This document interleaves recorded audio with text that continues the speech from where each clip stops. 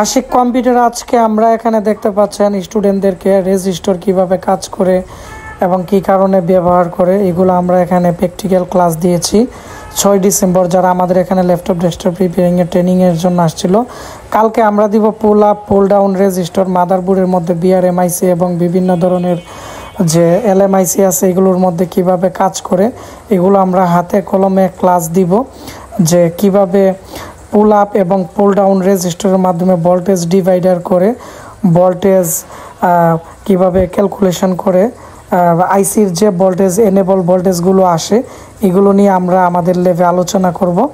তো তাহলে বিভিন্ন সেকশন যেমন ল্যাপটপ ডেস্কটপের যে ভোল্টেজ ডিভাইডার সার্কিটের কারণে অনেক সময় আইসি কাজ করে না, অনেক সময় এনেবল সিগন্যাল আসে না, তো এগুলো নিয়ে আমরা আলোচনা করব।